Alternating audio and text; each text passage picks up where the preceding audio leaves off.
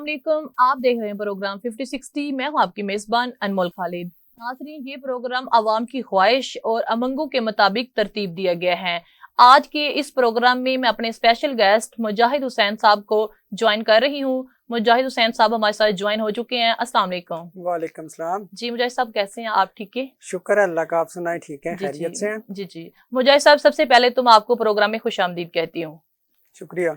मुजाहिद साहब, आप ये बताएं कि पेट्रोल पंप मुजाहिद साहब, सबसे पहले आप ये बताएं कि पेट्रोल की कीमत 104 पे है तकरीबन, लेकिन एजेंसी वाले 120 रुपए में दे रहे हैं। क्या ये सब पेट्रोल पंप और मिनी पेट्रोल पंप की मिलीभगत से हो रहा है?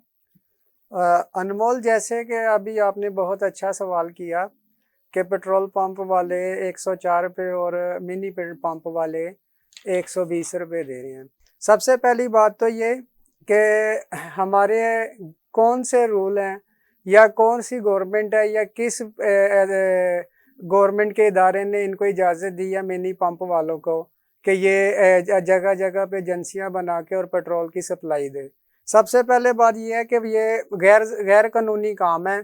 इस पे हम हमारे जो इलाके के जितने भी थाने हैं, जितने भी जगहों पे ये लगी हैं, ये गैर गैर कानूनी काम है। सबसे पहले तो ये बंद होने चाहिए। अच्छा मुजाहिद साहब, आपने बहुत अच्छा कहा। आप ये बताएं कि ये जिला इंतजामिया आखिरकार इनको रोकती क्यों नहीं है?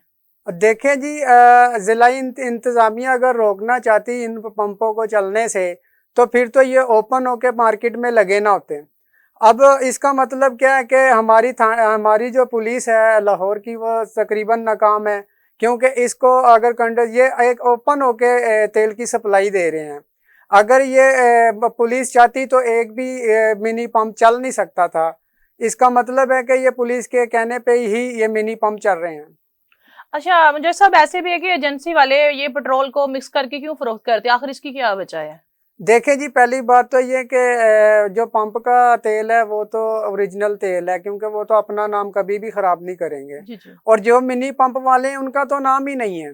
वो उन्होंने मिलावट करके बेचना है। लोगों की गाड़ियां तबाह, लोगों के गाड़ियों के इंजन तबाह। एक तो उन्होंने पंप से ज़्यादा महंगा लिया, तकरीबन 16 रुपये, और उसके बाद अपनी गाड़ियों का जो सिस्टम है वो सारा कबाड़ा कर देते हैं। अच्छा, ये जो मिनी पेट्रोल पंप की मशीनें जगह जगह लगी होती है, गैर कानूनी काम है आपने कहा, तो इन पे मुतलका जो थाना होता है ये एक्शन वगैरह नहीं लेते?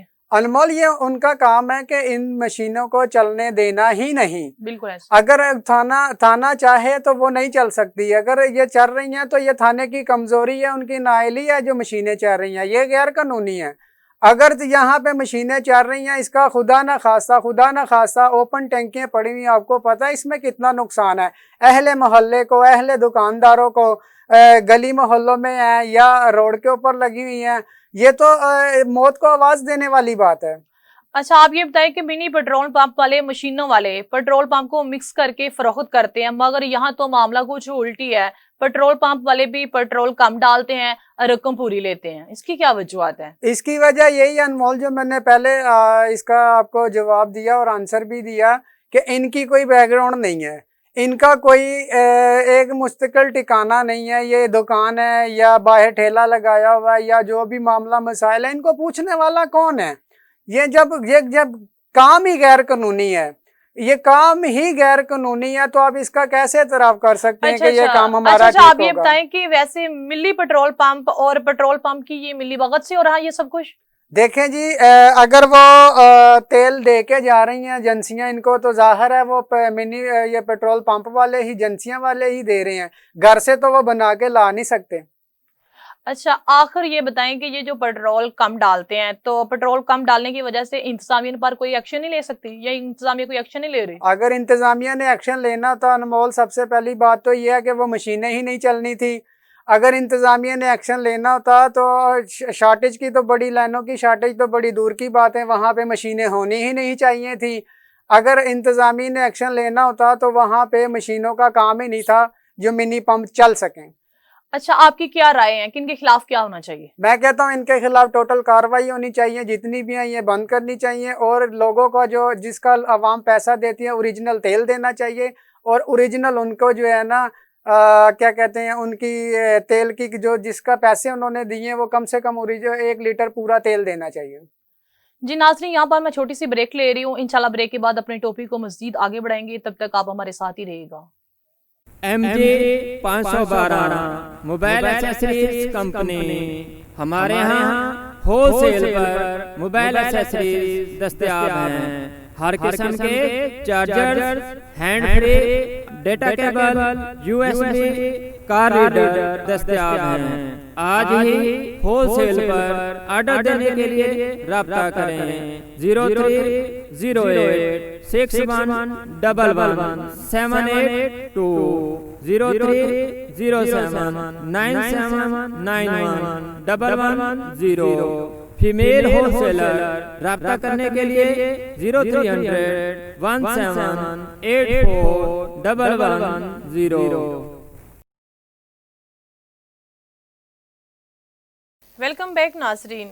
अच्छा, आप ये बताएं कि जब पेट्रोलियम की कीमतें कम होती हैं तो पेट्रोल पंप बंद कर दिए जाते हैं, जब पेट्रोलियम की कीमतें बढ़ाई जाती हैं तो पेट्रोल पंप खोल दिए जाते हैं। आखिर ये क्या वजह है, क्या वजूहत है इसकी? अनमोल, आपने ठीक कहा। देखें, इस पेट्रोल पे जब कीमतें बढ़ती हैं ना तो वो अमीर लोगों को और ऊंचे तबके को फ़ायदा होता है उससे। पेट्रोल की कीमतें जब कम होती हैं उसमें गरीब तबके को फ़ायदा होता है, इसलिए वो काम जल्द से नहीं होता।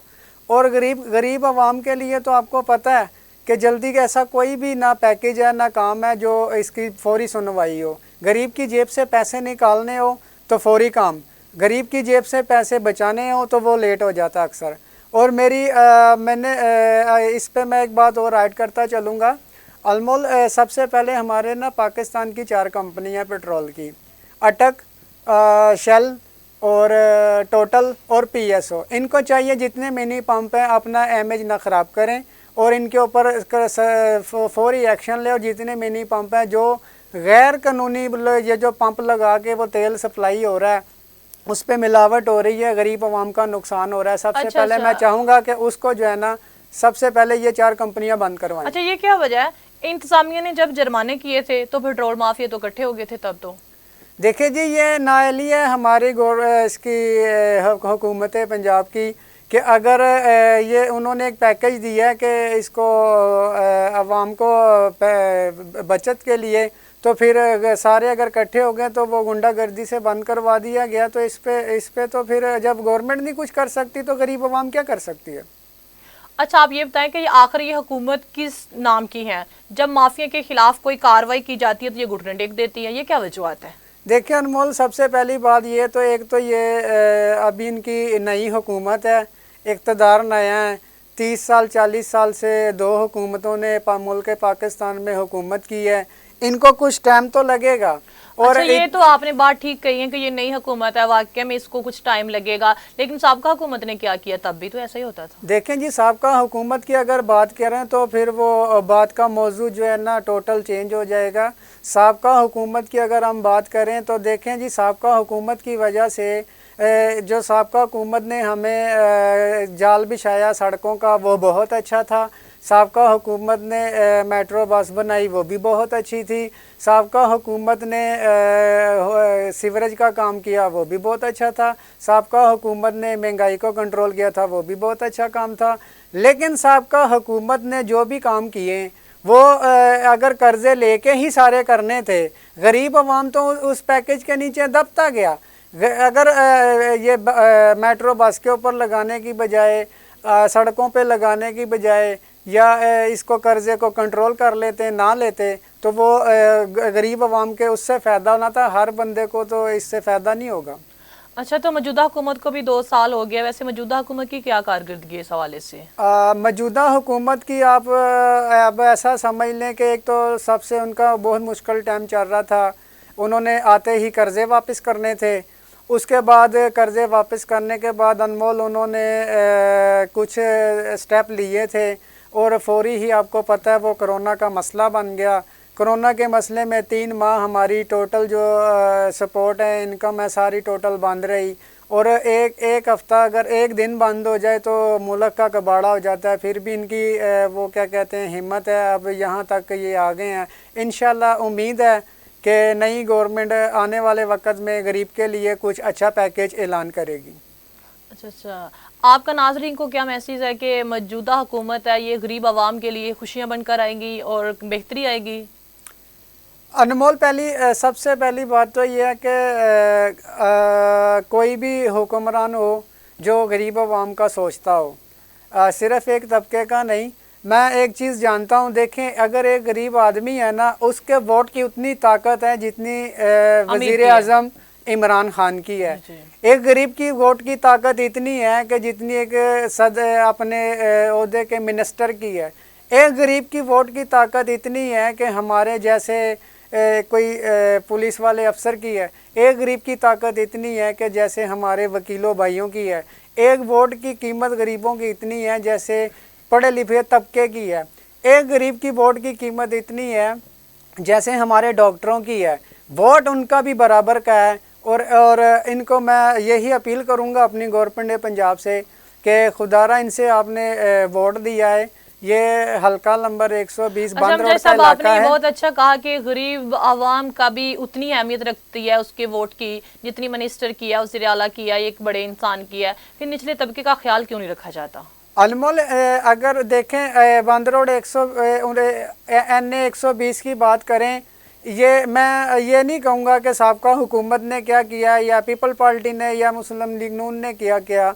मैं ये कहूँगा कि 2 साल से NA 120 में यास्मीन राशिद साहिबा यहाँ की हेल्थ मिनिस्टर हैं, हेड मिनिस्टर। अभी आप अगर देख लें टोटल बंद रोड के ऊपर जिस गली में चले जाएं या जिस मोहल्ले में चले जाएं, तकरीबन कीचड़ और पानी इकट्ठा है, मच्छर हैं वहाँ पे, और वहाँ पे जानवर वगैरह हैं। जी और जी, ये NA 120 हल्का है जो हमारी टीम ने बिल्कुल इसका विजिट किया। कोई हाल नहीं, जगह जगह गंदगी है, कचरा है, पानी के ढेर है। और ये मुस्लिम लीग का इलाका था, उन्होंने क्या किया इधर?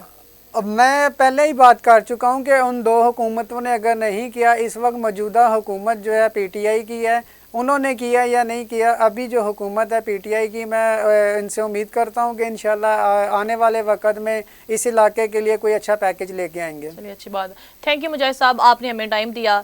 जी नाजरीन, इसी के साथ ही मेरे प्रोग्राम का वक्त ख़त्म हो रहा है। फिर मिलेंगे बहुत जल्द किसी नए टॉपिक के साथ। तब तक अपने होस्ट अनमोल खालिद को दीजिएगा इजाज़त। अल्लाह हाफिज़।